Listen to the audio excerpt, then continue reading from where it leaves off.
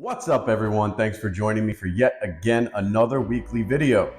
Today we're going to be talking about why I personally stopped smoking and cutting out nicotine altogether, and how you could stop as well. For those of you, if it's your first time, welcome. For those of you, if you're back, welcome back. My name is Joe. I'm an entrepreneur, business, life, and relationship coach. Listen, I was never a pack-a-day smoker. Never a pack or 2 packs a day, but I was a social smoker. Smoked with coworkers. I would smoke when I was out with people that were smoking, drinking, whatever the case may be. It turned into a 10-year habit. Nicotine, I tried vaping at one point, cigarettes, the little tobacco, nicotine pouches, whatever they are, it's all the same shit, right? But basically, I was doing it consistently for about 10 years, but I was never a heavy user, but still your body develops that addiction, right? So we're gonna get into why it's so bad for you, why I personally quit, and mind hacks as to how you can quit as well. A very easy, simple trick where one day I just stopped.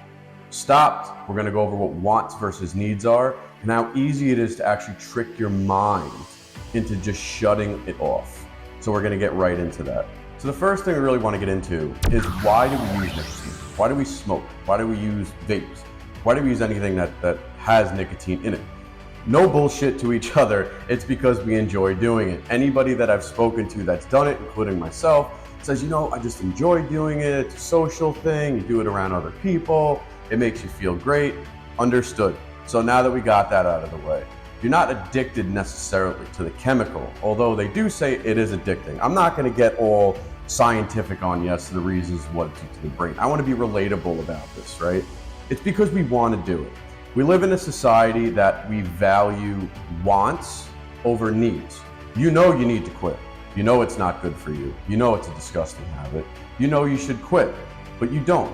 Why? Because you don't want to. If you genuinely didn't like doing it and you didn't want to do it, you'd stop doing it. So what's the step in breaking any type of addiction or bad habit? You need to get a mindset shift, and you got to make it so where it's in the position that you do not want to do it anymore.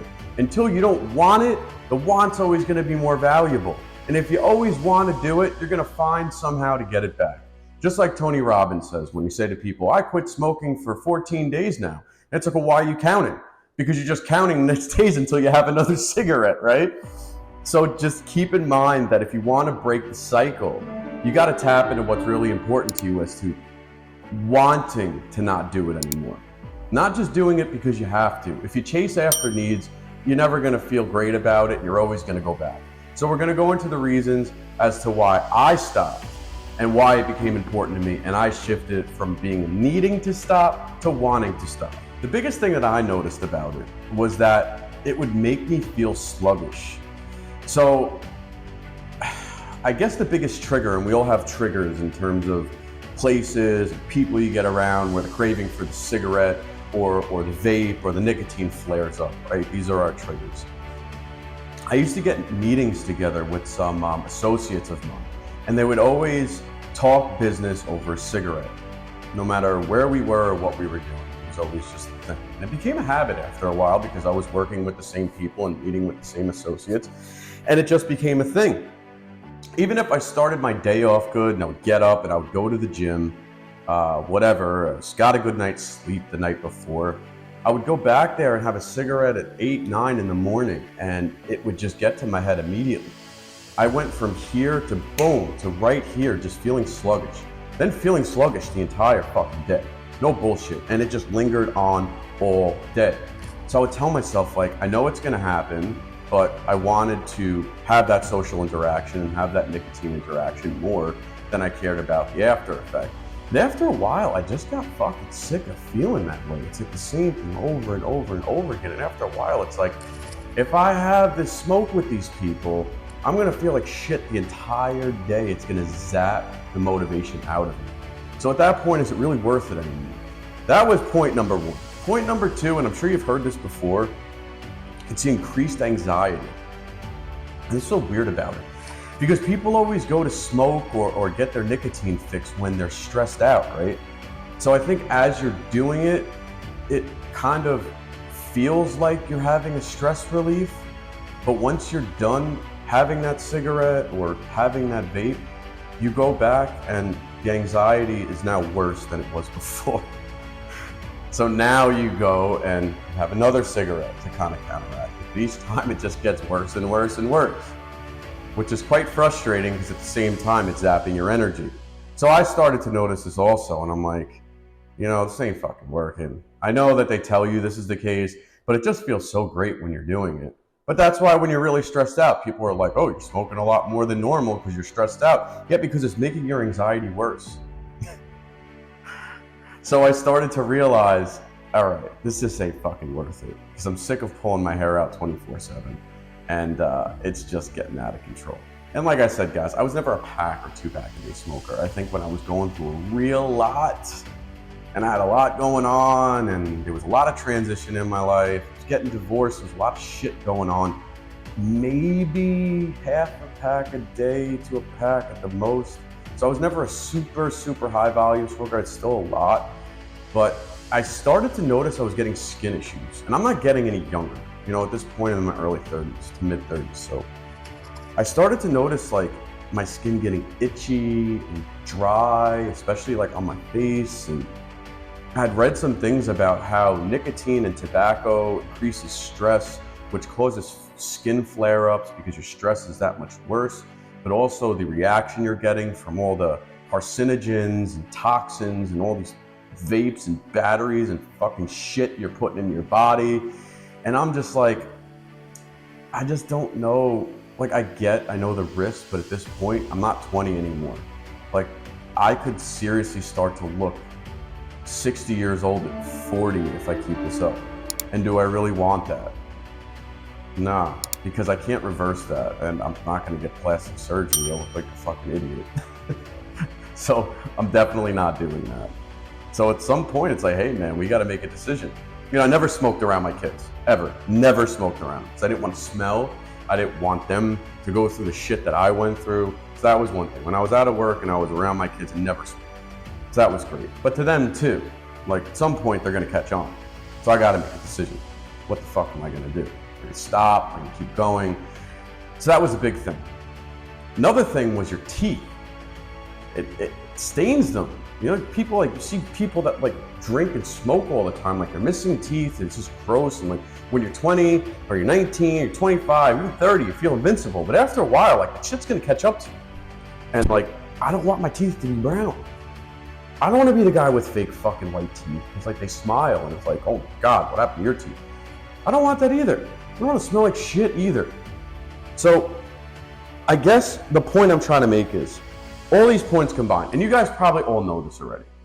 You've just got to get to a point where you're just like, enough. I don't want to feel this way anymore.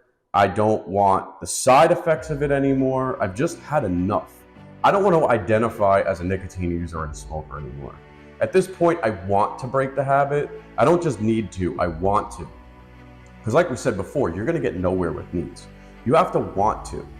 And I didn't notice that shift until I was like, you know what? I don't want to fucking smoke anymore. I'm like sick of it. I'm sick of everything it comes with.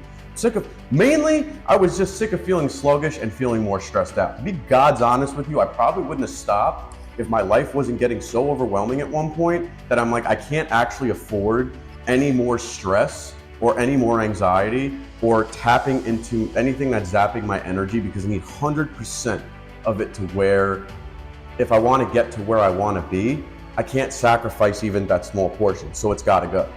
And that changed my want. I probably dealt with, I don't want all the other shit that comes with it, but for some reason it's never enough for people until it's too late. People stop smoking, find out they're dying or something.